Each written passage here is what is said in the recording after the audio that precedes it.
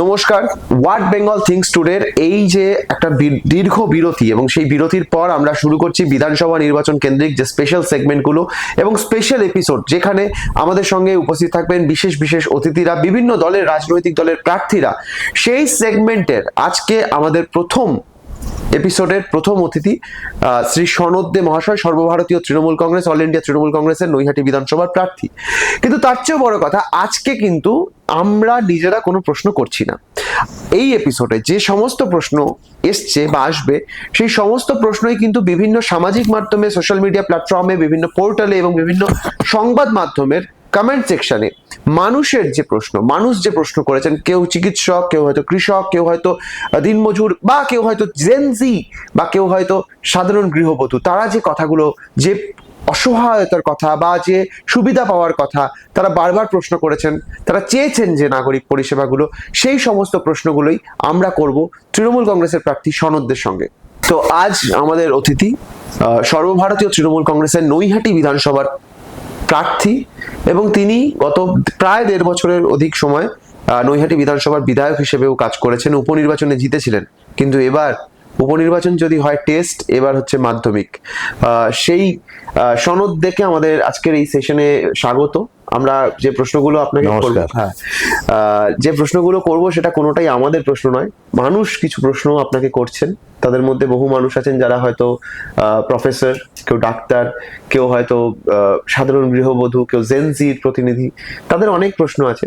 তাদের প্রথম আমার একটা প্রশ্ন করতে ইচ্ছা করছে, সেটা হচ্ছে যে ধরুন কোনো একটি সন্ধ্যেবেলা আপনার সঙ্গে আপনার একদা রাজনৈতিক সতীর্থ অর্জুন সিং এর দেখা হলো, কোনো এক সন্ধ্যেবেলা কোনো এক ব্যাংকোয়েট হলে, আপনারা কি কথা বলবেন? আর যদি কথা হয় তাহলে কি নিয়ে আপনারা কথা শুরু করবেন? এমন একটা মানুষের নাম বললেন, আমি সবসময় ঠাকুরকে কামনা করি এমন মানুষের সাথে যেন দেখা না হয়, এই মানুষটার সাথে যেন দেখা না হয়, এটাই আমি ঠাকুরের কাছে কামনা করি। ধরুন দেখা হলো এবং তার সাথে কথা হলো, আপনি কি প্রশ্ন? মানুষ হিসাবে সৌজন্য সাক্ষাৎকার, এছাড়া এর বাইরে ওনার সাথে কোনো আলোচনার জায়গা নেই, সেই পরিবেশ নেই ওনার সাথে আলোচনা করার মতো। বেশ, সেই প্রকৃতির মানুষই নন উনি।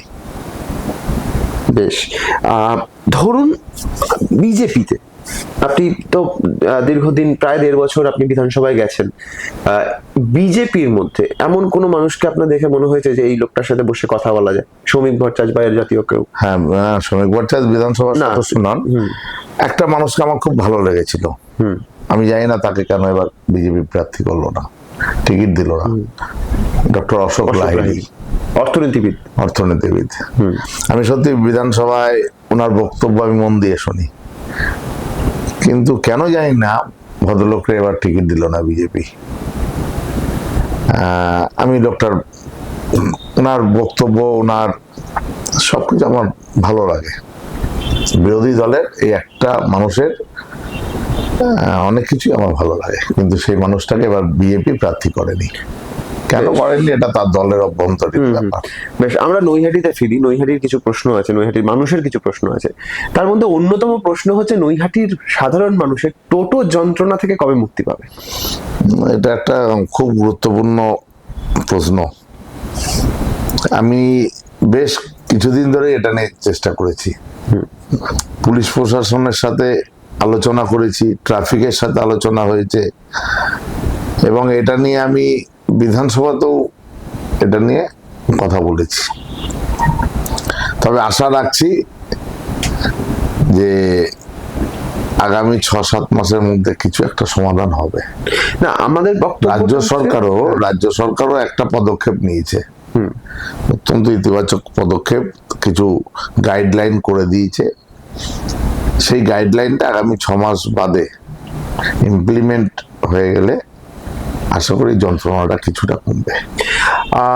আরেকটা যেটা জরুরি প্রশ্ন, এই টোটোর প্রশ্ন থেকেই যেটা আসে, সেটা হচ্ছে অনেকেই বলেন যে রাজ্যে আসলে কর্মসংস্থান নেই, ফলে বহু ছেলে বেকারত্ব বেড়ে গেছে, ফলে তারা কি করবেন, তারা একটা টোটো নিয়ে বেরিয়ে পড়ছেন। তো এই যে বেকারত্ব থেকেই যে প্রশ্নটা আসছে, কর্মসংস্থানের প্রশ্ন আসছে, শিল্পায়নের প্রশ্ন আসছে। তো আমরা দেখেছি যে ব্যারাকপুর কল্যাণী এক্সপ্রেসওয়ে দুধারে এখন যেভাবে 4 লেন রাস্তা হয়েছে, তার দুধারে প্রচুর ফাঁকা জমি রয়েছে। সেখানে এবং সেটা নৈহাটি বিধানসভার মধ্যেও অনেকটা অংশ রয়েছে। সেখানে কি এমন কোনো পরিকল্পনা আপনার ভবিষ্যতে রয়েছে যেখানে শিল্পায়ন হতে পারে, যেখানে ইন্ডাস্ট্রি হতে পারে? প্রথমে আসি আপনার টোটোর বিষয়টা, যে বেকার ছেলেরা চালাচ্ছে, আমি এই জায়গাটা একটু দ্বিমত পোষণ করি। আমার কাছে অনেক তথ্য আছে যারা কেন্দ্রীয় সরকারের চাকরি করে বা রাজ্য সরকারের চাকরি করে, চাকরির থেকে রিটায়ারমেন্ট নিয়ে সেই টাকা দিয়ে কোনো কোনো মানুষ 5টা 6টা 8টা পর্যন্ত টোটো কিনেছে, আচ্ছা, কিনে 200 টাকা করে ভাড়া দিয়ে ভাড়া চালাচ্ছে। এটা হওয়া উচিত নয়। না, যে আমি রিটায়ারমেন্ট করেছি, আমার কাছে টাকা আছে, আমি এই টাকা দিয়ে টোটো কিনে চালাচ্ছি। আমি এই বেকার ছেলের সাথে এই টোটোর সম্পর্ক নেই। আর যেটা বললেন আপনি শিল্প, আমাদের মাননীয় সাংসদ তখন বিধায়ক ছিলেন, নৈহাটিতেই বঙ্কিম শিল্প হয়েছে, ওখানে প্রচুর শিল্প এসছে, প্রায় 12টা মতন ওখানে কারখানা হয়েছে, এবং আরো যা স্পেস আছে তাতে আরো বেশ কিছু কারখানা ওখানে হতে পারে। ইতিমধ্যেই আমি লাস্ট সেশন যেটা বিধানসভার হলো সেদিনকেই আমি শুনছিলাম আরো 5-6খানা কোম্পানি এখানে আসতে চলেছে। আচ্ছা, এবং নৈহাটিতে আরো স্পেস আছে, ছোটখাটো শিল্প এখানটাতে হওয়ার মতন জায়গায় আছে। মানে ধরুন নৈহাটির বড়ি শিল্প, এটা হয়তো অনেকে জানে না, কিন্তু নৈহাটির একটা বৃহৎ অংশের মানুষ বড়ি শিল্পের উপর ডিপেন্ডেন্ট। মানে একটা ক্ষুদ্র শিল্প, যেটা আমরা এমএসএমই, যেটা মমতা বন্দ্যোপাধ্যায় বারবার করে এমএসএমই এর উপরে জোর দিচ্ছেন, মিডিয়াম স্মল মাইক্রো ইন্ডাস্ট্রির উপরে। তো এই এমএসএমইটাকে আরো বৃহৎ অংশে নিয়ে যাওয়ার কোনো পরিকল্পনা আপনাদের রয়েছে? আমি বিধায়ক হয়েছি খুব কম সময়ের জন্য, মাত্র 1.5 বছর সময় পেয়েছি। তার মধ্যে এই বড়ি শিল্প নিয়েও আলোচনা কিছুটা এগিয়েছে। আমার নৈহাটির 1 নম্বর ওয়ার্ড, যেটা আম্রপল্লী অঞ্চল, হরিনগর কলোনি দিয়ে বড়ি শিল্প, এই বড়ি ব্যবসার সাথে জড়িত প্রচুর পরিবার, তাদের বিষয়ে আগামী দিন অবশ্যই একটা চিন্তা ভাবনা আমার পজিটিভলি থাকবে। বেশ।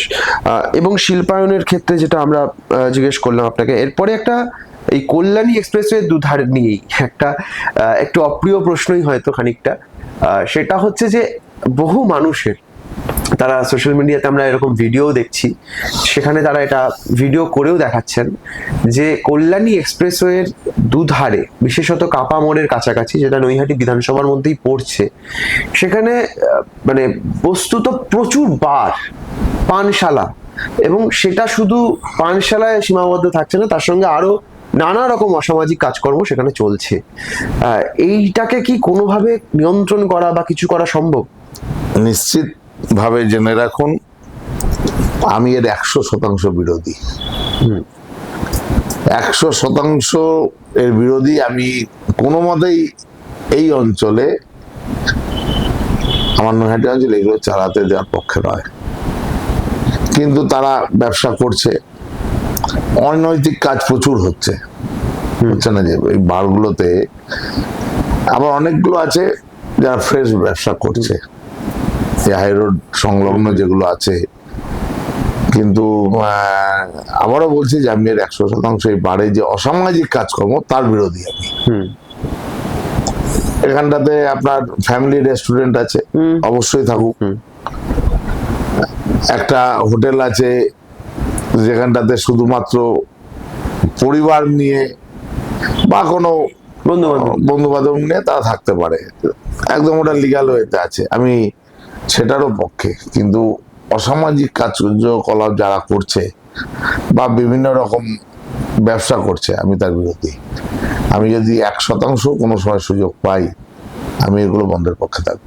বেশ, এটা কিন্তু খুব জরুরি একটা প্রশ্ন ছিল এবং অপ্রিয় প্রশ্ন ছিল। মাননীয় তৃণমূল কংগ্রেসের প্রার্থী, তিনি কিন্তু স্পষ্টত বলছেন যে তার কাছে যদি সেই সুযোগ আসে, তিনি এই জায়গাটাকে বন্ধ করবেন, মানে ওইটা নয়, অনৈতিক কাজকর্ম বন্ধ করবেন। বেশ, আমরা এই প্রসঙ্গে আরো একটা খুব বিতর্কিত বিষয়, সম্প্রতি সোশ্যাল মিডিয়াতে প্রচন্ড বিতর্ক হয়েছে এবং প্রায়ই আমরা লক্ষ্য করছি যে বিশেষ করে কালী পুজো এলে এই বিতর্কটা বেড়ে যায়।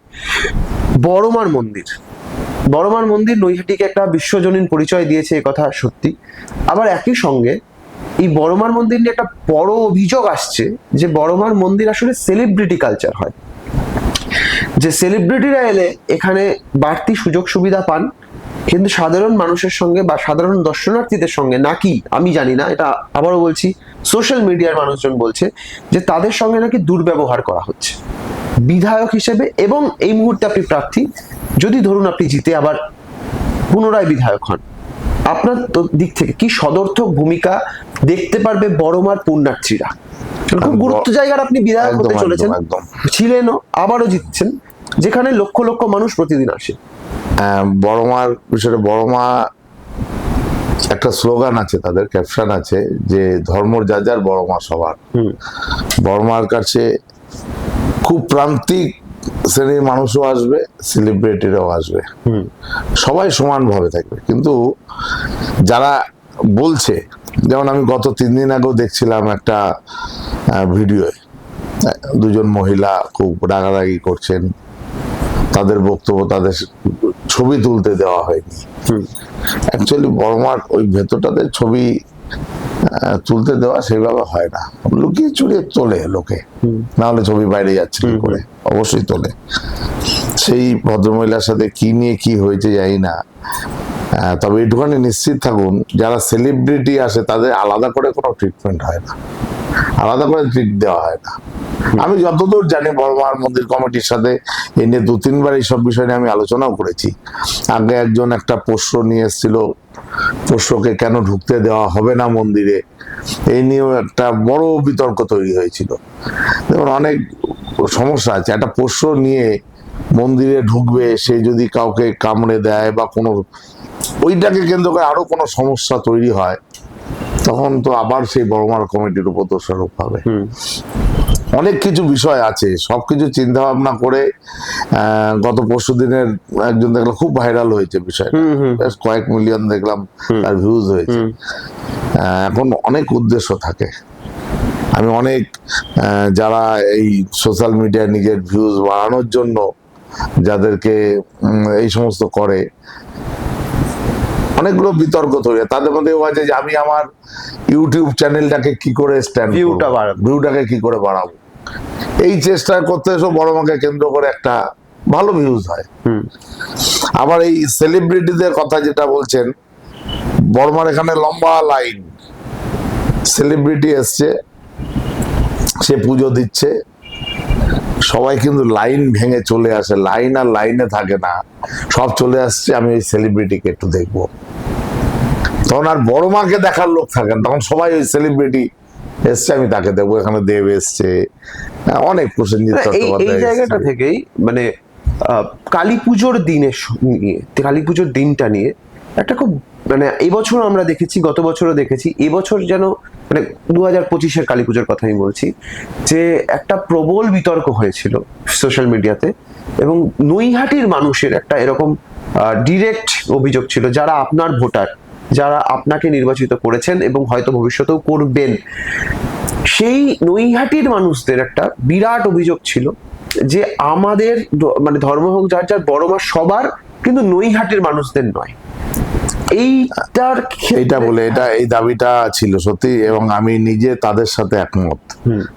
নৈহাটির মানুষের সত্যি খুব অসুবিধা, বিশেষ করে বড়মা মন্দির যে এখন ওই আশপাশ অঞ্চলের মানুষদের, আমাদেরও তো ইচ্ছা করে, আমরা যারা নৈহাটির মানুষ, যে বড়মাকে সারা বিশ্বের মানুষ দেখছে, আমরা দেখতে পাচ্ছি না।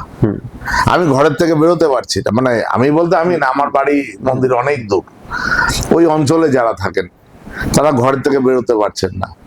আমি বড়মা কমিটির সাথে, তাদের সম্পাদক সভাপতির সাথে আলোচনা করেছি এবং একটা ভালো সুরাহা হয়েছে। নৈহাটির মানুষের জন্য, যারা নৈহাটিতে বসবাস করে, যাদের পিন নম্বর নৈহাটি এবং গরিফা, তাদের আধার কার্ড দেখালে তাদের জন্য, শুধুমাত্র নৈহাটির মানুষের জন্য আলাদা গেট করা আছে।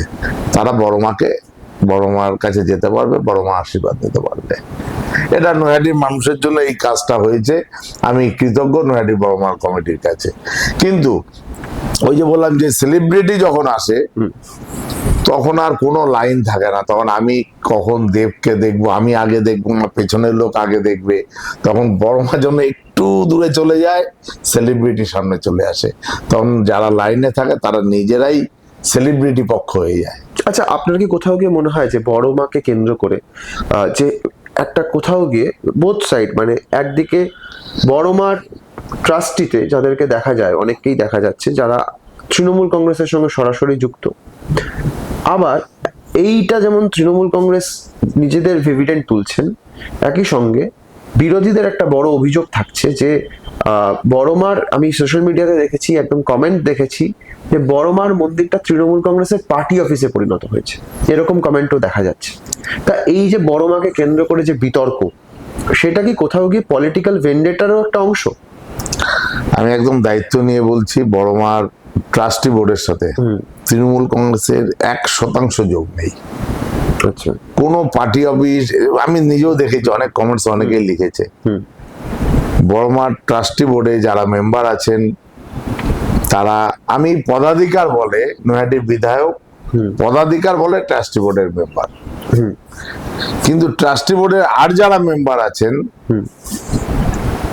তারা হয়তো সরাসরি কোনো রাজনৈতিক দল করে না, তবে তারা তৃণমূল কংগ্রেস করে না, কোন রাজনৈতিক দল করে না, তারা প্রচুর মেম্বার।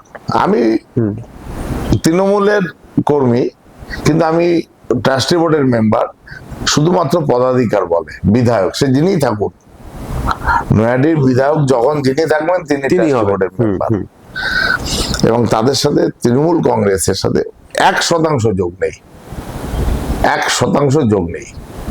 তাহলে নৈহাটির তৃণমূল কংগ্রেসের যিনি সভাপতি তিনি থাকতেন না, সেটা তো বটেই, কারণ বিজেপির আমরা দেখেছি বিজেপি প্রার্থী বা অন্যান্য রাজনৈতিক দলের প্রার্থীরাও এসে বড়মার প্রতিদিন নিয়মিত আসছে। যিনি বড়মাকে নিয়ে 2-4 কথা আজে বাজে কথা বলেন, যার কথা একদম আপনার বক্তব্য শুরুতে যে মানুষটার কথা বলেন, আমি নামটাও আনতে চাই, বুঝতে পেরেছি, সে তো মন্দির থেকে বেরিয়েই বড়মার বিরুদ্ধে বিভিন্ন রকম বক্তব্য রাখেন, আবার তিনি বড়মার কাছে আশীর্বাদ নিতে যান। বড়মার মন্দিরকে কেন্দ্র করে নৈহাটির মানুষের একটা দাবি হচ্ছে স্কাইওয়াক, যে স্কাইওয়াক একটা দক্ষিণেশ্বর মন্দিরের আদলে বা কালীঘাট মন্দিরের আদলে নৈহাটিতে একটা স্কাইওয়াক, এবং যেটা একদম নৈহাটি স্টেশন থেকে এদিকে ফেরিঘাট টোটালটা কানেক্ট করবে। আমাদের নৈহাটি বড়মার মন্দিরটা যে জায়গায়, স্টেশন থেকে 5 মিনিটও লাগে না হেঁটে গেলে, পায়ে হেঁটে গেলে, রাস্তাটা 40 ফুট। সেই রাস্তাটা একটা সময় 16 ফুটে এসে দাঁড়িয়েছিল। আজকে নৈহাটি পৌরসভার মাননীয় পৌরপ্রধান, আমি তাকে ধন্যবাদ দেব যে সে নিজে উদ্যোগ নিয়ে সেই হকারদের, যারা রাস্তাটাকে প্রায় দখল করে দিয়েছিল 24 ফুট মতো, সেই হকারদের পুনর্বাসন দিয়ে আলাদা একটা জায়গায় তাদের ব্যবস্থা করে দিয়ে রাস্তাটাকে হকার মুক্ত করে 40 ফুট রাস্তা চওড়া করেছে। সেখানে দাঁড়িয়ে মানুষের যাতায়াতের অসুবিধা খুব একটা হয় না, তবুও কিছু কিছু দিন এত রাশ হয় বড়মার মন্দিরে, প্রায় আমি দেখেছি 2 কিলোমিটার 3 কিলোমিটার লাইন পড়ে যায়। এটা আমি অনেকেই দেখেছি, দাবি করেছে, মাথায় রাখছি, আগামী দিন এটা নিয়েও চিন্তা ভাবনা মাথায় থাকবে। এবং এখান থেকে যেটা আরেকটা প্রশ্ন আসছে, যে অনেকেই বলছেন যে নৈহাটি তো শুধু বড়মা নয়, মানে বড়মার সঙ্গে সঙ্গে নৈহাটি বহু গুণীজনের তাদের পদচিহ্ন এই মাটিতে পড়েছে। এই মাটির সাহিত্য সম্রাট বঙ্কিমচন্দ্র চট্টোপাধ্যায়, হরপ্রসাদ শাস্ত্রী, ব্যারিস্টার পি মিত্র সহ বহু মানুষের জন্মস্থান রয়েছে, এবং শ্যামাসুন্দরী তলা রয়েছে, মহাকালী তলা রয়েছে, বুড়ো শিবতলা রয়েছে, মিত্র। হ্যাঁ, তো এই যে এই মন্দিরগুলো রয়েছে নৈহাটিতে, এই সমস্ত মন্দির হেরিটেজ মন্দির, সেই মন্দিরগুলোকে হেরিটেজ করার ক্ষেত্রে করে একটা পর্যটন কেন্দ্র করার প্ল্যান কি ভবিষ্যতের বিধায়ক সনদদের আছে? যাতে, কারণ আমরা এটা দেখেছি, আমি নিজে রাস্তাঘাটে ঘুরতে গিয়ে দেখেছি বহু মানুষ রাত্রেবেলা আমাদের কাছে জিজ্ঞেস করেছে যে হোটেল আছে কিনা, রাতে থাকার কোনো ব্যবস্থা আছে কিনা। মানুষের সত্যি এটা সমস্যা, মানুষ থাকার জায়গা পাচ্ছে না, থাকতে চাইছে। ভবিষ্যতে নৈহাটি কি বাংলার পর্যটন মানচিত্রের একটা পর্যটন কেন্দ্র হয়ে উঠতে পারে, যেখানে মানুষ থাকবে, আরো বেশি হোটেল তৈরি হবে এরকম, এবং সেখান থেকেও তো একটা শিল্প কর্মসংস্থানের জায়গা তৈরি হবে? একদম একমত যে বহু মানুষ আসেন যারা থাকার জায়গা নৈহাটিতে পায় না, সেই অর্থে কোনো ভালো হোটেল বলুন বা একটু কমা হোটেলই বলুন সেই অর্থে নৈহাটিতে নেই। আমার নৈহাটি পৌরসভা একটা লজ আছে, যাত্রী নিবাস, সেখানটাতে খুব কম পয়সায় 50 টাকা দিয়ে থাকার একটা ব্যবস্থা আছে, কিন্তু সেখানে খুব বেশি হলে 10 জন কি 15 জন মতো থাকতে পারে। একটা লজ আছে পৌরসভার, বা গঙ্গার ধারে ওখানেও আমাদের গোধূলি বিল্ডিং এর উপরও থাকার জায়গা আছে। এছাড়া প্রাইভেট হোটেল পাশে একটা আছে বড়মার মন্দিরের পাশেই। কিন্তু এখানটাতে যদি আরো কিছু হোটেল হতো ভালো হতো। নৈহাটিতে উদ্যোগ নেবেন? নৈহাটিতে যেটা বললেন পর্যটন কেন্দ্র করে তোলার, আমার লাইনের এপারে বঙ্কিমচন্দ্র চট্টোপাধ্যায়ের বসত বাড়ি রয়েছে, ওপারে হরপ্রসাদ শাস্ত্রীর বসত বাড়ি রয়েছে, ব্যারিস্টার পি মিত্র, এরকম আরো বেশ কিছু মন্দির আছে, শ্যামা সুন্দরী তলা, মহাকালী তলা, ব্রহ্মময়ী মন্দির, বুড়ো শিবতলা। ইতিমধ্যেই বড়মার মন্দিরে যারা পুজো দিতে আসে ওখানে টোটো চালক ভাইয়েরা একটা আওয়াজ তুলে দিয়েছে, হ্যাঁ সাইট সিন, 5 ধাম। আচ্ছা, 5 ধাম ঘুরে আসি। তা 5 ধামটা কি? আমি একজন টোটো চালককে জিজ্ঞাসা করছিলাম, ভাই 5 ধাম কোনটা? আমি নিজেই জানি না, আমি নৈহাটির ছেলে। বলছে বুড়ো শিবতলা, মহাকালী তলা, ব্রহ্মময়ীর মন্দির, ওখান থেকে গৌরীপুরে বজরংবলীর মন্দির, আর বড়মা, এই হচ্ছে 5 ধাম। এটা টোটো চালক ভাইরা নিজেরা একটা তৈরি করে দিয়েছে। তবে পর্যটন শিল্প যাতে কেন্দ্র যাতে এখানটাতে করা যায়, আগামী দিন এটা নিয়ে চিন্তা ভাবনা। না সেটা তো আপনাকে, যদি আপনি বিধানসভার সদস্য হন, পর্যটন মন্ত্রীর সঙ্গে কথা বলা বা মুখ্যমন্ত্রীর সাথে কথা বলা, সেই অবশ্যই এটা নিয়ে আলোচনায় রাখবো। বেশ, এইখান থেকেই যে আরেকটা জিনিস আসছে সেটা হচ্ছে যে পর্যটন কেন্দ্র যখন আপনি প্ল্যান করছেন, ভাবছেন, একই সঙ্গে সঙ্গে নৈহাটির গঙ্গার ঘাটগুলো একটা মানুষের সন্ধ্যেবেলা প্রচুর মানুষ যায়, এবং পর্যটকরা তো জানি, আমি দেখেছি বহু বাইরে থেকে মানুষ এসে বসে থাকেন সেখানে, যে একটু খানিকটা কি পরিবেশটা একটু দুর্বৃত্তায়ন হচ্ছে, কিছু ছেলে মেয়ে যারা হয়তো লোকাল নয়, স্থানীয় নয়, বাইরের কিছু বিধানসভা থেকে, আশেপাশের 2টি বিধানসভা থেকে তারা আসছেন, এবং এসে তাদের মানে তারা গালাগাল, খিস্তি এবং নানা রকম অসামাজিক কাজকর্ম সেখানে হচ্ছে। স্থানীয় মানুষদেরও, বিশেষ করে আমি আপনাকে যদি স্পেসিফিক্যালি বলি, এই প্রশ্নটা আসছে লোহাঘাটের দিক থেকে এবং গোয়ালাপাড়া ঘাটের দিক থেকে, যে সেই সমস্ত জায়গায় স্থানীয় মানুষরাও এটা তাদের বিধায়কের কাছে প্রশ্ন এবং তাদের ক্যান্ডিডেটের কাছে প্রশ্ন, যে এইটা কবে বন্ধ হবে। আপনার সাথে একমত পুরো বিষয়টাতে। সবচেয়ে বেশি যে জায়গাটা, যেটা আমাদের মাননীয় সাংসদ পার্থ ভৌমিক মহাশয়, তখন তিনি বিধায়ক ছিলেন, যে আমাদের এটা ফেরিঘাট, এই ঘাটে একটু নামার পরে এই জায়গাটা মানুষ গঙ্গায় শুধু জলটা পেত, কিন্তু গঙ্গার সামনে দাঁড়িয়ে অনেকে পূজা অর্চনা করে, কোনো বাড়ির কেউ আত্মীয় স্বজন বিয়োগ হলে সেখানেও তাদের কাজকর্ম করতেন। তার জন্য পৌর প্রধান সাহেবকে, আমি তখন পৌর বোর্ডের সদস্য, আমি সিআইসি ছিলাম, তিনি বলেছিলেন, এবং সাংসদ মানে তৎকালীন বিধায়ক পার্থ ভৌমিক মহাশয় নির্দিষ্ট বলেই দিয়েছিলেন যে ঘাটটাকে বাঁধিয়ে দিতে হবে ভালো করে, এবং পৌর প্রধান বা আমরা পৌরসভার সমস্ত কাউন্সিলররা সিদ্ধান্ত নিয়েছিলাম ঘাটটাকে সুন্দরভাবে বেশ অনেকটা জায়গা চওড়া করে ঘাটটাকে বাঁধিয়ে দেওয়া হয়েছে। এটা তো ভালো উদ্দেশ্য নিয়ে, কিন্তু নৈহাটির মানুষের তো একটা, আমরা যারা নৈহাটিতে থাকি, আমাদের নৈহাটির মানুষের একটা সংস্কৃতি, মনোভাবনা, একটা মানসিকতা আছে। সেই জায়গায় দাঁড়িয়ে ঠিক আমাদের মানসিকতার বিরোধী মানসিকতার কিছু লোক আছে, যারা নৈহাটির মানুষ নয়, পাশের বিধানসভার মানুষ, তারাই বাইক নিয়ে এসে, আমি অনেক দিন দেখেছি, নিজে 2-4 বার ওখানটাতে এই নিয়ে তাদের সাথে আমার অনেক মতবিরোধ হয়েছে, যে বাইক নিয়ে এসে সেখানটাতে হই হুল্লার, বিভিন্ন রকম নেশা করা, সেখানটাতে পুলিশকে বলে, পুলিশও অনেক চেষ্টা করছে, পুলিশ প্রতিদিন এদেরকে সরানোর চেষ্টা করছে, পুলিশ বেরিয়ে যাচ্ছে, আবার তারা সেখানটাতে করছে, ওখানটাতে বক্স বাজিয়ে নাচ গান করা এখন অনেকটা কমেছে। বারবার পুলিশের প্রেসার, আমরা নিজেরা বারবার ওখানটাতে যে অনুরোধ করে করে সেটা বেশ কিছুটা কমেছে। আপনি যে দুটো ঘাটের কথা মেনশন করলেন, লোহাঘাট আর গোয়ালাপাড়া ঘাট, লোহাঘাটটা তো একই রকম হয়ে গেছিল, খুব উচ্ছৃঙ্খলপনা খুব প্রচন্ড পরিমাণে বেড়ে গেছিল। বাইরের ছেলে, এবং বাইরের ছেলে দেখেন লোকাল কেউ না থাকলে বাইরের ছেলে এত সাহস পায় না। আমার বলতে কোনো দ্বিধা নেই, আমার সত্যি কথা বলতে অসুবিধা নেই, এখন কিন্তু সেটা কমেছে।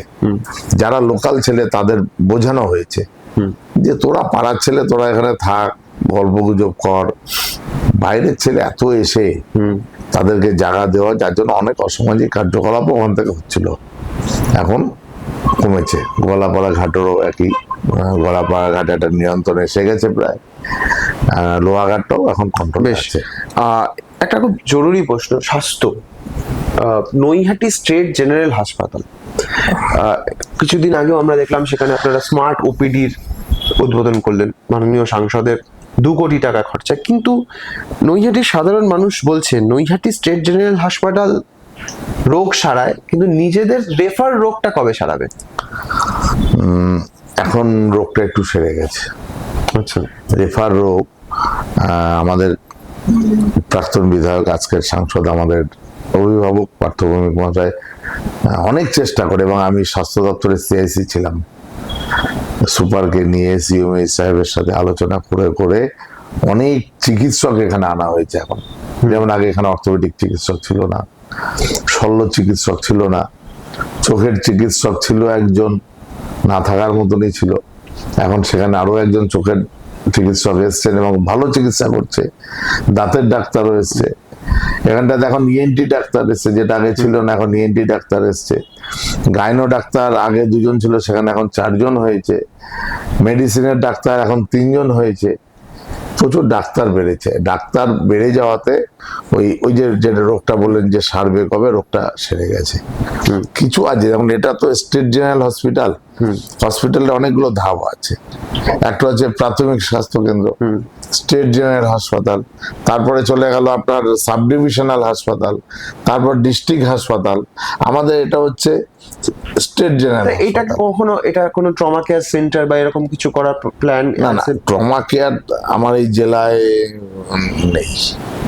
সাগর দত্ত মেডিকেল কলেজ, যেটা সাগর দত্ত হাসপাতাল ছিল, সেটা এখন মেডিকেল কলেজ হয়ে ওখানে প্রচুর ভালো চিকিৎসা এখন ওখানে হচ্ছে, মেডিকেল কলেজ হয়ে যাওয়ার পরে। তারপরে বিএন বোস আছে, কিন্তু এই যে পাশে Bhatpara state general hospital, Naihati state general hospital, এখানে ট্রমা হাসপাতালে বললাম না কিছু গ্রেড আছে, সেই গ্রেডে হয়তো এখানে ট্রমা কেয়ার হবে না। তবে আমাদের সাংসদ প্রাথমিক 2 কোটি টাকা যেটা বললেন স্মার্ট ওপিডি, আমাদের যে বিল্ডিংটা ছিল, বিল্ডিংটা না বহু পুরনো হয়ে গেছে, তো বিল্ডিংটা খারাপ অবস্থা হয়ে গেছে। আর আউটডোরে যারা চিকিৎসা করাতে আসতো তাদের অর্থোপেডিক, কারো পা ভেঙে গেছে, কারো কোমরে চোট আছে, বয়স্ক মানুষ, তাদেরকে দোতলায় যেতে হতো ডাক্তার দেখাতে। সেই জায়গার চিন্তা ভাবনা করে স্মার্ট ওপিডিটা করা হয়েছে, যেখানে টিকিট করে ওই বিল্ডিংটার মধ্যেই দেখবেন আমাদের হাসপাতালের যে আউটডোর বিল্ডিং, তার পাশেই নতুন বিল্ডিং হয়েছে। টিকিট করে ভেতরে 14 জন ডাক্তারবাবুর চেম্বার হয়েছে, সম্পূর্ণ এসি, সম্পূর্ণটা এসি, ভেতরে শৌচালয় রয়েছে একদম ওর মধ্যেই, মেডিসিন কাউন্টার আছে, মেডিসিন ওখান থেকে পেয়ে যাবে। এই সম্পূর্ণ ব্যবস্থাটা করা হয়েছে নির্বাচনের জন্য। উদ্বোধনটাও আমরা করেছি, নির্বাচনের জন্য চালু হলো না, নির্বাচন শেষ হলেই চালু হয়ে যাবে। এই সমস্যাটা একটা বড় সমস্যা, এটা আমাদের মিটেছে। এবং হাসপাতালের যন্ত্রপাতি, পুরনো যন্ত্রপাতি ছিল, আল্ট্রাসোনোগ্রাফি মেশিন অনেক পুরনো ছিল, সেখানটাতে আমাদের পার্থ ভৌমিক মহাশয় তিনি অত্যাধুনিক আল্ট্রাসোনোগ্রাফি মেশিন নিয়ে এসছেন, চলে এসছে। এমআরআইটা তো নেই না, এমআরআই আশেপাশে কোথাও নেই, সাগর দত্ত হাসপাতালে আছে, তারপরে আর কোথাও নেই। এমআরআই প্রসঙ্গ বলে সিটি স্ক্যান নৈহাটি হাসপাতাল আসছে আগামী 2-4 মাসের মধ্যে, এবং সেটা বিনা পয়সায় এখান থেকে পাবে মানুষ। সিটি স্ক্যান, আল্ট্রাসোনোগ্রাফি মেশিন, অত্যাধুনিক মেশিন এসে গেছে, ডিজিটাল এক্সরে মেশিন এসে গেছে। এই ধরনের কাজ অনেক ডেভেলপ হয়ে গেছে। ইকোটা নেই, ইকো কার্ডিওগ্রাফির? হ্যাঁ আছে। হ্যাঁ, যেহেতু আল্ট্রাসোনোগ্রাফি মেশিন একই মেশিন ইকোর, আচ্ছা, শুধু প্রোবটাকে চেঞ্জ করতে হয়। সেই প্রোবও এসে গেছে, ইকোটাও এখানে হবে। আচ্ছা, কিন্তু ইকো করতে গেলে যেটা সমস্যা হচ্ছে, একজন ডিএম কার্ডিওলজিস্ট লাগে। এই ডিএম, এমবিবিএস, এমডি, ডিএম চিকিৎসকের একটু অভাব আছে। ডিএম মেডিকেল কলেজগুলোতে মূলত দেখা যায়। সেই জায়গাটা একটা সমস্যা আছে। যেহেতু স্টেট জেনারেল হাসপাতাল, সেটা আগামী দিন চিন্তা ভাবনা রাখতে হবে। অ্যাজ অ্যান এমএলএ আপনি নৈহাটি হসপিটালের সার্বিক উন্নয়ন নিয়ে বিধানসভায় সরব হবেন? হ্যাঁ, 100 বার। আমার নৈহাটির মানুষের জন্য যে কোনো প্রয়োজনে আমি সরব হব। বেশ, এইখান থেকেই একটা জিনিস, সেটা হচ্ছে যে নৈহাটিতে একটা বাস টার্মিনাস আছে, কিন্তু বাস টার্মিনাস আছে, বাস নেই, এটা অনেকের না না না, যারা বলে হ্যাঁ পুরোটা সত্যি কথা বলে না। মানুষ না নেগেটিভ, মানে এটা আমার বলা ভুল যে মানুষরা, কিছু মানুষ আছে যারা নেগেটিভ, ওই একটু আগে বড় বড় মন্দির নিয়ে বলছিলাম যে নিজের ভিউজ বাড়ানোর জন্য এসব করে। কদিন আগে দেখছিলাম প্রাক্তন সাংসদ ওই বাস টার্মিনাসে একটা পোস্ট করে দিল, কিছু পাথর বালি পড়ে আছে। আরে নৈহাটির উন্নয়নের জন্য পাথর বালি। বাস টার্মিনাসে প্রচুর বাস আছে যেগুলো এখান থেকে যায়। দীঘার বাস যাচ্ছে এখান থেকে, আচ্ছা, শিলিগুড়ির বাস নৈহাটি থেকে ছাড়ছে, ছেড়ে এখান থেকে টাচ করে চলে যাচ্ছে। আমি ইতিমধ্যেই আমাদের যিনি পরিবহন মন্ত্রী ছিলেন ওনার কাছেও দাবি করেছি, কিছু রুটও দিয়েছি। আমি সেটাই বলছি যে নৈহাটি সেক্টর 5, এখান থেকে প্রচুর ছেলে মেয়ে সেক্টর 5 এ চাকরি করতে যায়। সেক্টর 5 এর বাস এখান থেকে চালু হয়েছিল, কিন্তু প্যাসেঞ্জারের অভাবে বাসটা বন্ধ হয়ে গেছে। আমি এটা নিয়ে পরিবহন মন্ত্রীর সাথে কথা বলেছি এর আগে।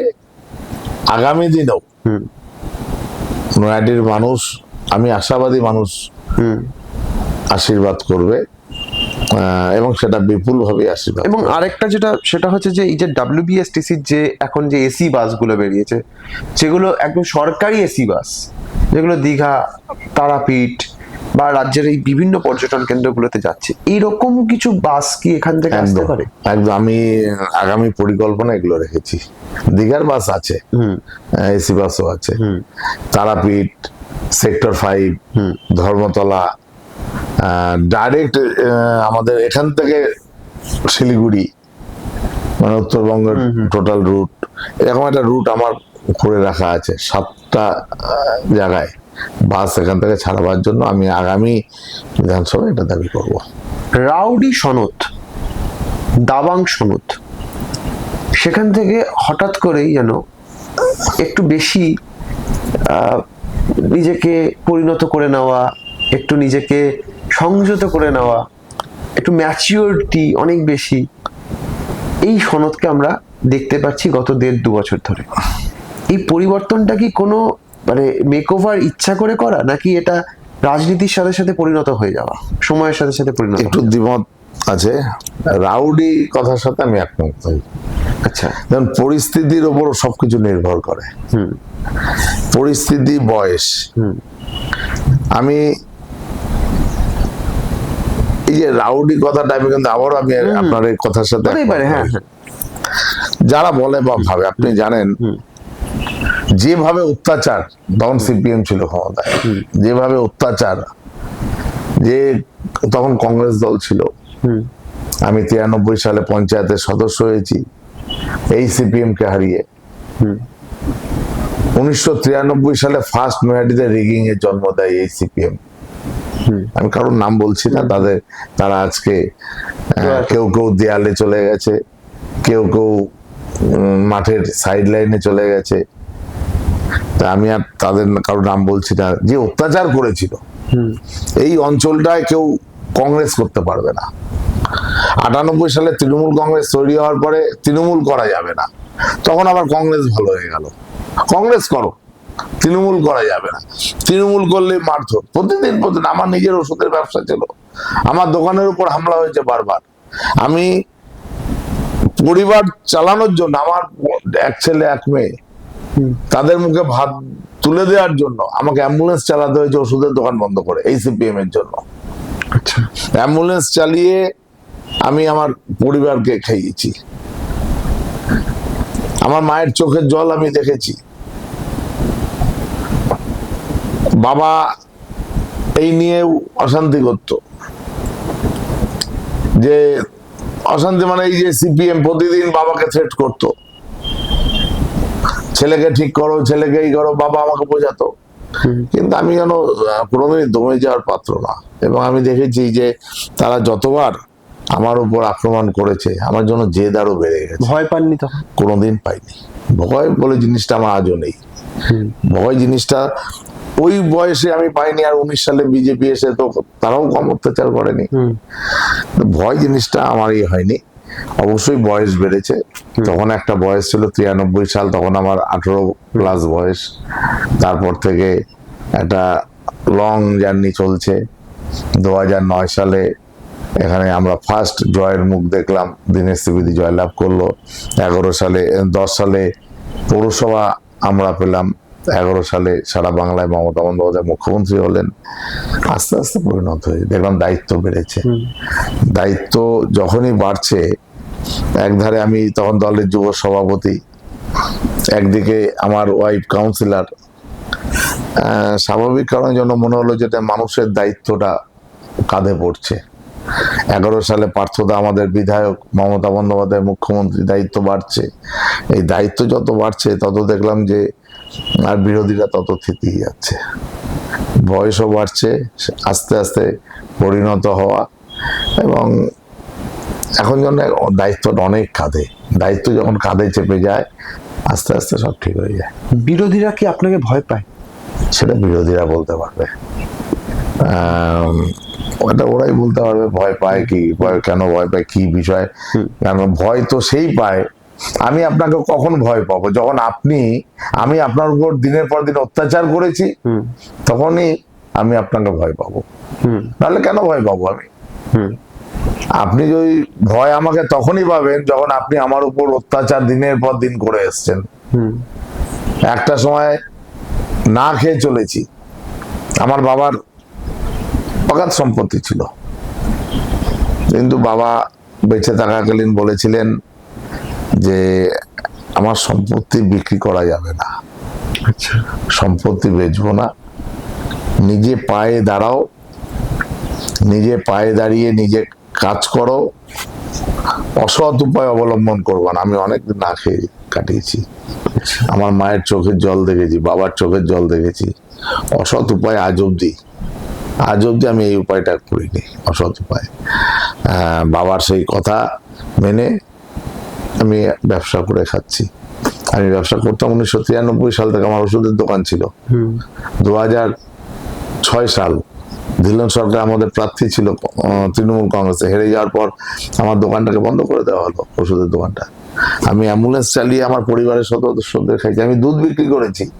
আমার মনে হয় এই বিজেপি এরা এক এক সময় বলে যে অ্যাম্বুলেন্সের ড্রাইভার, সে দেখুন আজকে কি করে বেড়াচ্ছে, গাড়ি চড়ছে। এটা কি আমার অপরাধ? আমি তো কাজ করে খাই। তারা বলতে পারবে, আমি প্রমাণ দিয়ে দেবো, যারা এই কথাগুলো বলছে তারা কত মানুষকে ঠকিয়েছে। এই 19 সালে মাত্র লোকসভায় জিতেছিল, কিভাবে মানুষের অত্যাচার করে এই বাজার থেকে বাজার করতো। যারা এখানে তরকারি বেচতো, আমার ঘরের সামনেই তো তরকারি বেচতে আসতো, তাদের তো কোনো ক্যাশ বাক্স থাকতো না। তারা ওই চটের তলায় টাকা রাখতো, বা একটা ক্যারি ব্যাগের মধ্যে তার তরকারি বিক্রির টাকাটা রাখতো। এসে ওই ক্যারি ব্যাগটা ধরে নিয়ে চলে গেছে, ক্যারি ব্যাগ ধরে নিয়ে চলে গেছে, এই মাছ দে। আসলো, লুঙ্গি গুটিয়ে 2 কিলো মাছ নিয়ে চলে গেল। দাদা পয়সাটা? পয়সা। পাশ থেকে একজন বলছে, জয় শ্রীরাম। আরে বাবা, জয় রাম ভাঙিয়ে ভাঙিয়ে এরা খেয়ে গেল। যারা যে কজন নয়াটিতে বিজেপি নেতা, একটাও ভালো মানসিকতার লোক নেই, কেউ নেই। আমি দায়িত্ব নেই, নয়াটিতে বিজেপি করে একটাও ভালো মানসিকতার নেই। আমি জানেন, অবাক হয়ে যাবেন, ওরা বলে যে নারীদের নাকি নিরাপত্তা নেই।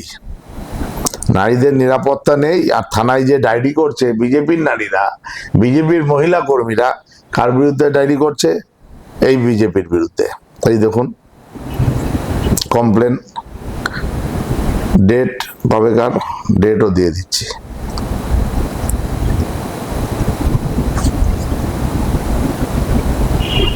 গত 20 তারিখ এই 6 দিন আগে। মার্চ, আচ্ছা। 6 দিন আগে এফআইআর করলো কে? বিজেপির নৈহাটির এক মহিলা কর্মী। এই হচ্ছে এফআইআর কপি। না, আমি ক্যামেরা এটা হচ্ছে এফআইআর করছে। কার নামে করছে? বিজেপির দুজন। সে নিজে লিখছে যে আমাদের, লিখেছে এটা কি, যে আমাদের দলের সভা চলছিল, সেখানে আমাদের দলের কারুর হাত ধরে বিজেপিতে যোগদান করে তারা আমাদের উপর শারীরিক, মানে আমি আর ভাষাটা উল্লেখ করছি না, সে যা যা ভাষা এখানে লিখেছে, তার শরীরের বিভিন্ন অংশে তারা টাচ করেছে এবং এই নিয়ে এফআইআর হয়েছে। এই হচ্ছে তার এফআইআর কপি। এবং দায়িত্ব নিয়ে বলছি, বিজেপি যিনি প্রার্থী হয়েছেন তিনি নিজে থানায় ফোন করে বলেছেন অ্যারেস্ট করবেন না এদের, আমি দেখছি। আচ্ছা। আরে বাবা, নারীরা, মায়েরা, বোনেরা তারা অভিযোগ করবে, পুলিশকে বলবে। এখন তো পুলিশ নির্বাচন কমিশনারের আন্ডারে, অ্যারেস্ট হয়েছে কিনা আমি জানি না তারা। না, আমি এই নারীর নিরাপত্তা নিয়ে একটা প্রশ্ন করি, যে বিরোধীরা, যেটা আপনি বললেন যে বিরোধীদের একটা বৃহৎ অংশের মানুষ এটা প্রচার করে যে নারী নিরাপত্তা নিয়ে বারবার খোঁচা দেয় শাসক তৃণমূলকে। তো ধরুন নৈহাটির নারীদের জন্য, নৈহাটিতে আমরা বহু রাত অব্দি দেখেছি যে মেয়েরা বিভিন্ন গঙ্গার ঘাটে বেশ আড্ডা দিচ্ছে, গল্প করছে, সে অর্থে কোনো অ্যাজ কোনো সমস্যা নেই, বাট স্টিল নৈহাটির মহিলাদের জন্য আপনার কি বার্তা থাকবে অ্যাজ এ ওমেন সেফটি নিয়ে? নৈহাটিতে ওই 3টে মাস মানুষ খুব সমস্যায় ছিল। 19 সালের মে মানে মে শেষ, 23শে মে রেজাল্ট বেরিয়েছে। 23শে মে পর জুন, জুলাই, আগস্ট, এই 3টে মাস সত্যি মানুষ খুব নিরাপত্তাহীনতায় ভুগেছে। সন্ধ্যার পর ব্যবসাদাররা ব্যবসা করতে পার, দোকান বন্ধ হয়ে যেত। মা বোনেরা, মায়েরা তার সন্তানকে স্কুলে পাঠাতে ভয় পেত। কিন্তু বলুন, নৈহাটিতে আজকের দিনে দাঁড়িয়ে এমন কোনো ঘটনা কোথাও ঘটে না। যদি কোথাও ঘটে তৎক্ষণাৎ খবর পেলে আমি কিন্তু নিজেও ওমেন সেফটি নিয়ে অ্যাজ এ ক্যান্ডিডেট আপনার ওমেন সেফটি নিয়ে কি প্ল্যান বলতে, একটা দেখুন, আমি কলকাতায় দেখেছি পিঙ্ক বুথ পুলিশের, পিঙ্ক কালারের গাড়ি, তাতে মহিলা পুলিশ থাকে রাতের বেলায়। আমার চিন্তা ভাবনা আছে আমার নৈহাটির মা বোনেদের জন্য আগামী দিন এই পিঙ্ক বুথ নৈহাটি বিধানসভা অঞ্চলে একটা চালু করা। পুলিশ প্রশাসনের সাথে আলোচনা করে কিভাবে এটা করা যায়। মা বোনেরা খুব নিশ্চিন্তে আছে নৈহাটিতে। এবং আমার ফোন নম্বর নৈহাটির এমন কোনো পরিবার নেই যে পরিবারের কাছে নেই। আমি নিজেও ভোটে দাঁড়িয়ে সবার কাছে আমার একটা ভিজিটিং কার্ড করেছি, সব বাড়ি বাড়ি পৌঁছে দিয়েছি। তাতে আমার হোয়াটসঅ্যাপ নাম্বারটাও আছে, আমার নাম্বার সবার কাছে আছে। একটা ফোন করলে আমি আমার মতন করে চেষ্টা করছি। একদম, আপনি রাত 2টার সময় করে দেখুন, রাত 3টের সময় করে দেখুন। এরকম অভিযোগ থাকে যে তৃণমূলের বা শাসক দলের বা যে কোনো দলেরই, যে সাংসদ বিধায়করা নিজেরা ফোন ধরেন না, তাদের কোনো পিএ বা কেউ ফোন ধরেন না। মানে এক্ষেত্রে কি আপনি ব্যতিক্রমী যে আপনি ফোনটা? আমার কোনো পিএ নেই। আচ্ছা। আমার পিএ আমি। আচ্ছা। আমার ফোন আমার কাছেই। আচ্ছা। রাতেও যখন ঘুমাই আমার পাশেই মোবাইলে চার্জ দিয়ে মাথার পাশেই থাকে। অনেকে বলে মাথার পাশে রাখা উচিত নয়, তবুও থাকে। কারণ রাতে কারা ফোন করে? যারা খুব সমস্যায় পড়ে তারাই ফোন করে। আমি দেখেছি বহু রাত 2টোর সময়, 3টের সময় এরকম বিভিন্ন রকম সমস্যা। আপনি নিজেই ফোন? আমি নিজেই ফোন ধরি এবং নিজেই সুরাহার ব্যবস্থা করি। বাহ, এটা একদিন করে দেখবেন যে কোনো দিন। না, সে রাত 3টেও। তবে আমার একটা দুর্বলতা আছে, এই সন্ধ্যা 6টা থেকে 7টা এই টাইমটা আমি জন্য একটু ফোনটা একটু কম ধরি, মানে পারি না বলতে গেলে। সন্ধ্যাবেলাটায় আমি গভীর নিদ্রায় থাকি, কেন জানি না। আমার এই টাইমটা যেখানেই থাকি, এখন নির্বাচন হাঁটাহাঁটি করতে হচ্ছে হয়তো, তবুও এসে একটু ওই টাইমটায় একটু রেস্ট নিয়ে নিই। ওই সময়টা আমার একটু সমস্যা, এটা আমার দুর্বলতা। সন্ধ্যাবেলায়, রাত্রিবেলায় না, এই 6টা থেকে 7টা আমি একটু ঘুমিয়ে পড়ি।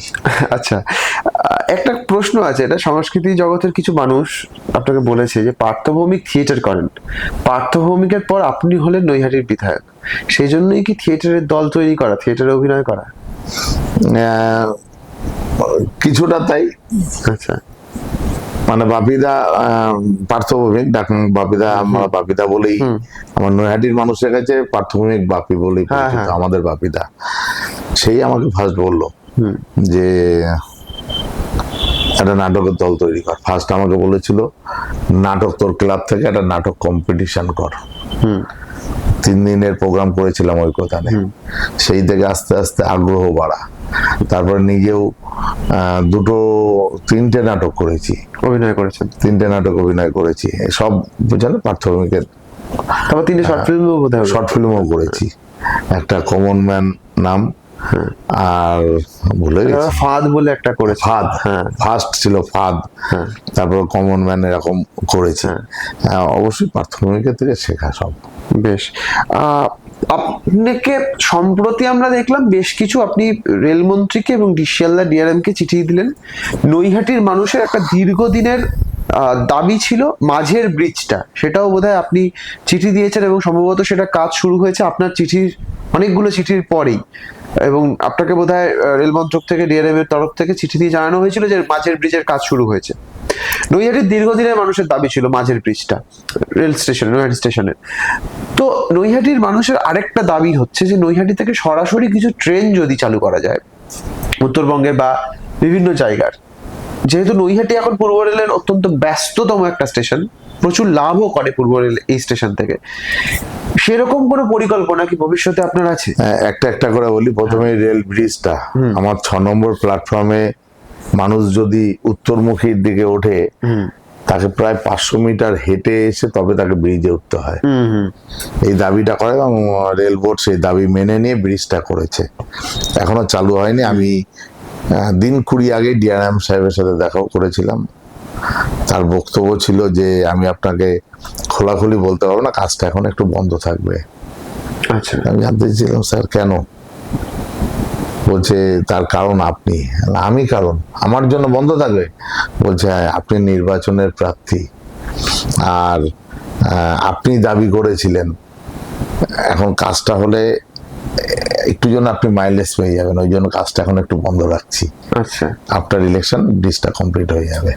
আচ্ছা, নৈহাটির মানুষকে মুক্তি দিন ব্রিজটা করে।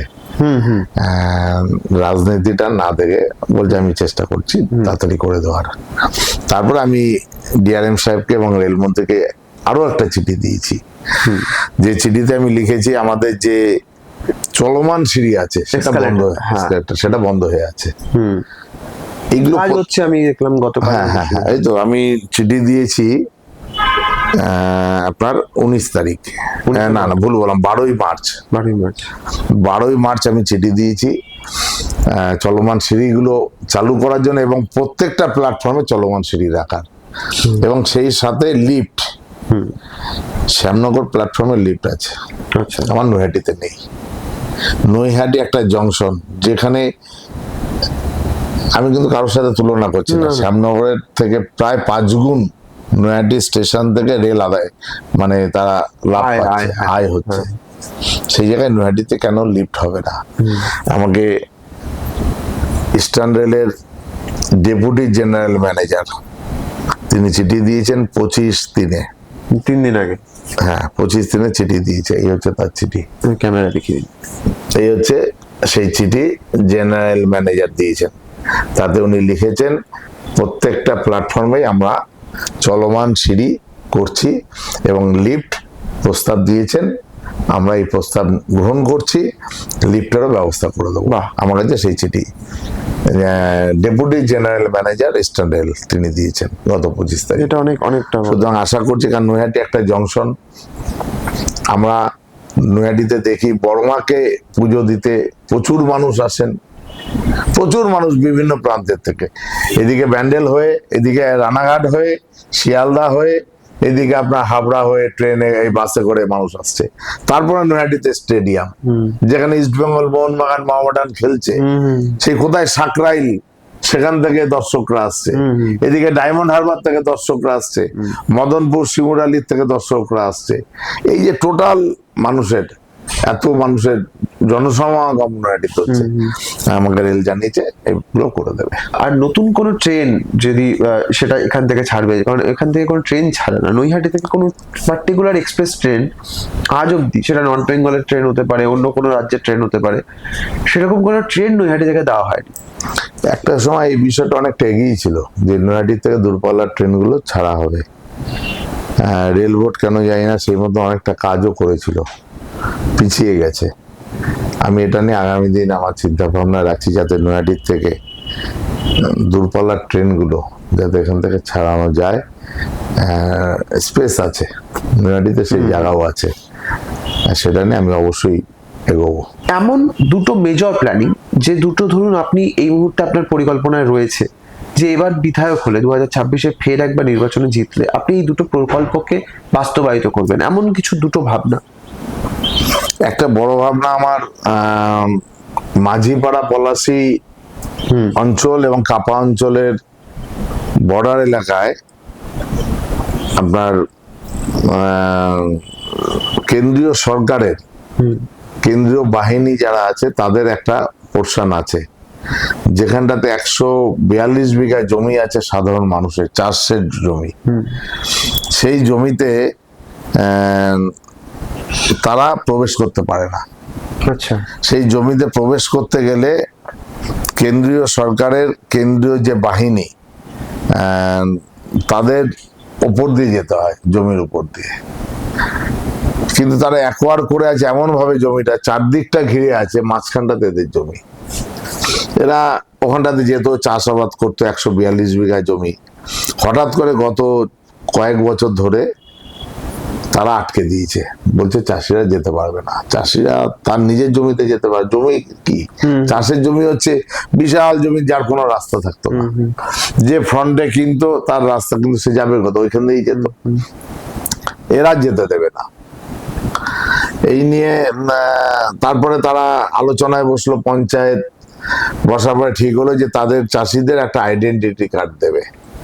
দিল আইডেন্টিটি কার্ড দিয়ে একজন যে চাষি, সে তার যারা কৃষক মানে যারা চাষ করে, কাজ করে, 5 জন 7 জনকে একসাথে নিয়ে ঢুকতে হবে। ঢুকলো, কিন্তু কোনো লেবার, তারা তো আমার নিজস্ব সম্পত্তি নয়।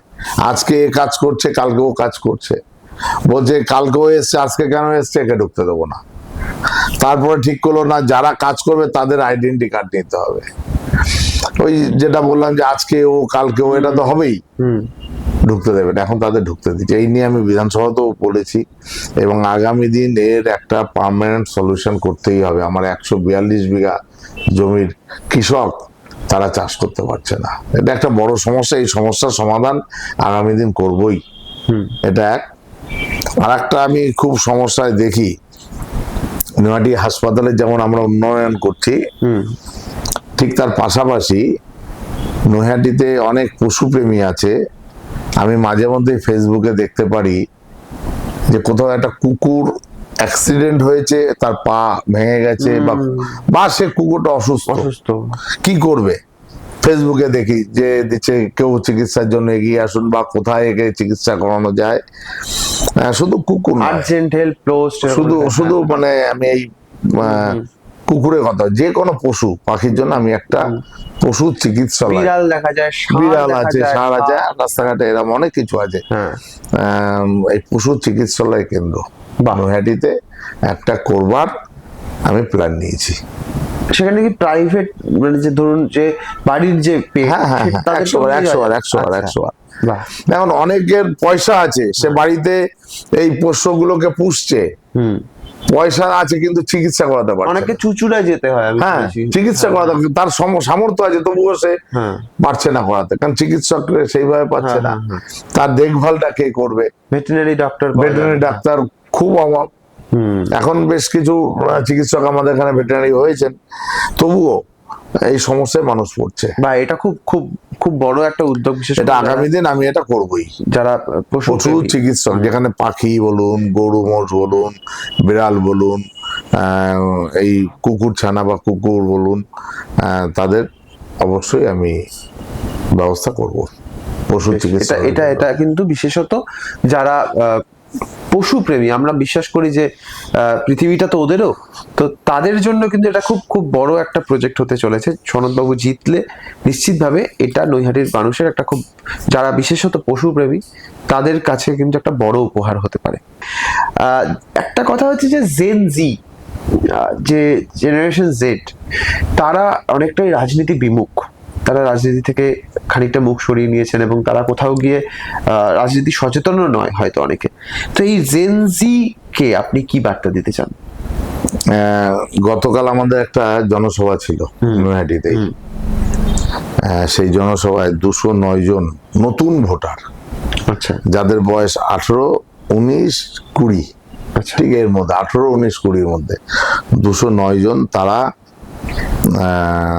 মমতা বন্দ্যোপাধ্যায়ের পতাকা হাতে নিয়ে কালকে তারা তৃণমূল কংগ্রেসে যোগদান করলো। হ্যাঁ, অবশ্যই একদম একমত, নতুন জেনারেশন একটু পলিটিক্স থেকে সরে যাচ্ছে, একটু বিমুখ। আমাদের একটু বোঝাতে হবে, তাদের সাথে আলোচনায় আসতে হবে, যার জন্য তো কালকে 209টা ছেলে জয়েন করলো। আগামী দিনে অবশ্যই এটা ভাবতে হবে। নতুন প্রজন্মকে রাজনীতিতে সুযোগ দেবেন আগামী দিনে? না দিলে আগামী দিন কি করে চলবে? মমতা এবার বন্দ্যোপাধ্যায়, যেমন আমরা দেখলাম যে অভিষেক বন্দ্যোপাধ্যায় প্রায় তার যে প্রার্থী তালিকা, মমতা বন্দ্যোপাধ্যায়ের, অবশ্যই মমতা বন্দ্যোপাধ্যায় অভিষেক বন্দ্যোপাধ্যায়ের যে প্রার্থী তালিকা, সেখানে প্রচুর নতুন মুখ, এবং শুধু নতুন মুখ নয়, অনেকেই আছেন যারা তাদের বয়সের 35-36 বছর বয়সের মধ্যেই তারা অনেকেই কিন্তু বিধানসভার টিকিট পেয়েছেন। বহু আপনার আশেপাশে গঙ্গার ওপারি দেবাংশু রয়েছে, অনেক আছে, এই বিধানসভা মধুপর্ণা আছে, রয়েছে, মধুপর্ণা রয়েছেন, বা শঙ্কর ঋতুপর্ণা রয়েছে, এরকম অনেকে রয়েছেন। সেক্ষেত্রে নতুন জেনারেশনকে আগামী দিনে রাজনীতিতে সুযোগ পাবে। নতুন জেনারেশনকে যদি সুযোগ না দেওয়া হয় বা যদি নতুন জেনারেশনকে তৈরি করা না হয়, তাহলে আগামী দিন চলবে কি করে? মমতা বন্দ্যোপাধ্যায় বলেছেন তিনি 3টে জেনারেশন তৈরি করে দিয়ে যাচ্ছেন।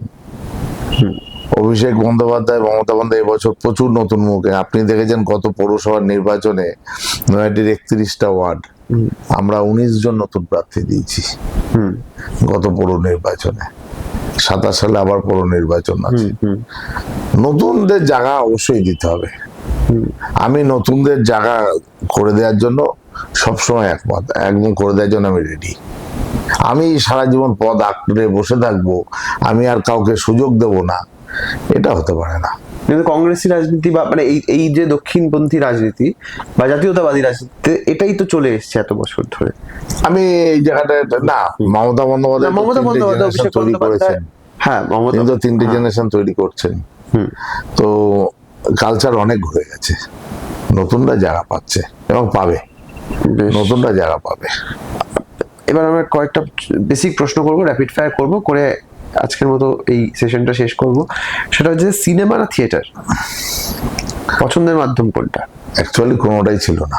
আচ্ছা, আমি জনের থেকে একটু দূরে দূরে থাকতাম, কিন্তু বাপিদার সংস্পর্শে এসে একটু থিয়েটার একটু কয়েকটা মধ্যে আছে। কবির সুমন না নচিকেতা? নচিকেতা। মমতা বন্দ্যোপাধ্যায় না অভিষেক বন্দ্যোপাধ্যায়? দুজনেই। বিরিয়ানি না পোলাও? বিরিয়ানি, এখন খাচ্ছি না শারীরিক কারণে, বিরিয়ানিটা একটু ফেভারিট। ইলিশ না চিংড়ি? চিংড়ি। মাটন না chicken? Chicken. Barrackpore style biryani না হায়দ্রাবাদি বিরিয়ানি? হায়দ্রাবাদি বিরিয়ানি ভালো লাগে না। আচ্ছা, ড্রিম ডেস্টিনেশন কি, মানে সব থেকে প্রিয় বেড়াতে যাওয়ার জায়গা? সমুদ্র, পাহাড়? দুটোই ভালো লাগে। আমি প্রচুর জায়গা ঘুরেছি, দেশ বিদেশ, সমুদ্র এবং পাহাড় দুটোই খুব উপভোগ করার জায়গা, তবে সমুদ্রটা একটু বেশি। এমন কোন একটা ড্রিম ডেস্টিনেশন যেখানে এখনো যেতে পারেননি? জঙ্গল এরিয়া, মানে যেটা না, আমি স্পেসিফিক্যালি কোনো জায়গা জানতে চাইছি, যে জায়গাটা আপনি যেতে পারেননি বা যাওয়ার ইচ্ছা আছে এখনো। সেটা হচ্ছে সাউথ আফ্রিকার জঙ্গল। আচ্ছা, শঙ্কর হওয়ার ইচ্ছা আছে, মানে ইচ্ছা আছে এবং আশা করছি যে হয়তো ওটা হয়ে যাবে। আর জ্যোতিষে বিশ্বাস করেন? না, করেন না? আর আপনার হাতে অনেকগুলো আংটি আছে। 2টো আংটি আছে। হ্যাঁ, তো এগুলো জ্যোতিষ? এই আমার মাকে আমি খুব, মাই আমার দেবতা। আমি এইটাই লাস্ট প্রশ্ন করতাম, যে মাই আমার দেবতা। মা বলেছেন একটা ডায়মন্ড পর, আচ্ছা, আর এটা চুনি দিয়েছে। মা এছাড়া যদি সে বিশেষ মা মা আমাকে যেটা বলে সেটা করি। মা আপনার কাছে কি, এটা শেষ প্রশ্ন? মা আমার কাছে দেবতা। আচ্ছা, না খেয়ে আমাদের খাইয়েছে, মা না খাইয়ে আমাদের খাইয়েছে। এবং দেখবেন আমি যেখানেই ঘুরতে যাই আপনি মাকে নিয়ে যান? মাকে নিয়ে যাই। এটা খুব বিরল, মানে আজকে আমার মাকে ছাড়া আমি যেন নড়তে পারি না। আমার প্রার্থী পদ ডিক্লেয়ার হয়েছে, আমি তখন এখানে ছিলাম, খবর পেয়ে আমি পার্টি অফিসে ছিলাম, সোজা মার কাছে, মার পায়ে হাত দিয়ে তারপরে আমি বড় মায়ের মন্দিরে গেছি পুজো করতে। আপনি কি সকালবেলা মা খাবার বেড়ে দেয় সেটা খান? হ্যাঁ, আমি ঘুম থেকে উঠে বসার পরে মা চা করে এনে দেবে। আচ্ছা, মায়ের হাতে চাটা না খেলে মনে হয় যেন কি একটা যেন খাইনি। আচ্ছা, আচ্ছা, কিছু একটা আমার জন্য বাদ পড়ে গেছে, কিছু একটা খাইনি। আর স্ত্রী? সারাদিন সে আছে আমার পিছনে। এবং সত্যি কথা বলতে, আচ্ছা, এটা একটা বলুন তো, যে আমরা যারা ব্যাচেলার, আমরা এখনো বিয়ের কথা ভাবতে পারছি না, ভয় লাগছে বিয়ে করার ক্ষেত্রে, মনে হয় যে একটা বার্ডেন ইত্যাদি বিয়ে। আপনার ক্ষেত্রে আমি দেখেছি যে আপনি বহু বছর ধরে আপনি আপনার লাইফ পার্টনার আপনার পাশে থেকেছে, খারাপ টাইমেও থেকেছে, ভালো টাইমেও থেকেছে। তো এটা আমার প্রশ্ন যে মানে একজন লাইফ পার্টনার থাকাটা এবং পারফেক্ট লাইফ পার্টনার থাকাটা কতটা জরুরি? এটা বিয়ন্ড পলিটিক্স আমার। এটা যার যার উপর নির্ভর করে। আপনার ক্ষেত্রে বহু ঘটনা সে পাশে ছিল বলে আমি অনেক ঘটনার থেকে বেরিয়ে গেছি। আচ্ছা, 19 সালের কথাই বলি, যখন বিজেপির এই একের পর এক অত্যাচার, প্রতিদিন বোম, আমার ছেলেকে মারলো, ছেলেকে নিয়ে ও ডাক্তার দেখাতে গেছিল, তারপরে ও বাড়ি যখন ফেরার ওকে মারলো। এবং আমারও অনেক বিপদের সময় সে নিজে ঝাঁপিয়ে পড়েছে, নিজে ঝাঁপিয়ে দল পড়েছে। ক্ষমতায় আসার আগে উনি ভোটে দাঁড়িয়েছেন। হ্যাঁ, দল ক্ষমতায় আসার আগে ভোটে দাঁড়িয়েছে, এবং যেখান থেকে সিপিএম ড্রেন ছিল সেই জায়গার থেকে দাঁড়িয়ে ও সিপিএম কে 547 ভোটে সেই 20 নম্বর ওয়ার্ড থেকে হারিয়েছে। এটা অস্বীকার করার কোনো জায়গা নেই। এবং সারাদিন ধরুন আমি বাইরে বাড়ি ঘুরি, নিজের ব্যবসার কাজে এদিক ওদিক থাকি, পার্টির কাজে, দিনে দুবার খোঁজ নেয় খেয়েছি কিনা। আর যদি আমাকে ফোনে না পায়, আমার গাড়ির চালকরে বা আমার সাথে যারা, তাদের একবার একটু খোঁজ নেয় খেয়েছে, এটা করে। না করলে আবার আবার ফোন এসে যাবে, কি হলে এটা বললে না। বেশ, আমাদের খুব ভালো লাগলো। আমরা একটা বহু প্রশ্ন করলাম, যে প্রশ্নগুলো নৈহাটির সাধারণ মানুষের ছিল, এবং এমন কিছু ব্যক্তিগত প্রশ্নও করলাম যে ব্যক্তি সনদ দেখে চেনার বা জানার একটা চেষ্টা আমাদের এই সেশনটার মধ্যে থাকলো। আর বাকি তো আমরা আরো বেশ কিছু ভিডিও করবো, যেরকম আরো বেশ কিছু ক্যান্ডিডেটদের সঙ্গেও, যারা প্রার্থী, তাদের সাথে কথা বলবো, নৈহাটির মানুষের সাথে কথা বলবো, ব্যারাকপুরের মানুষের সাথে কথা বলবো, এবং গোটা বাংলার বহু জায়গার মানুষের সাথে কথা বলবো, জানবার চেষ্টা করব এই নির্বাচনে তারা কি ভাবছেন। সঙ্গে থাকুন, দেখতে থাকুন আমাদের প্রত্যেকটি এপিসোড।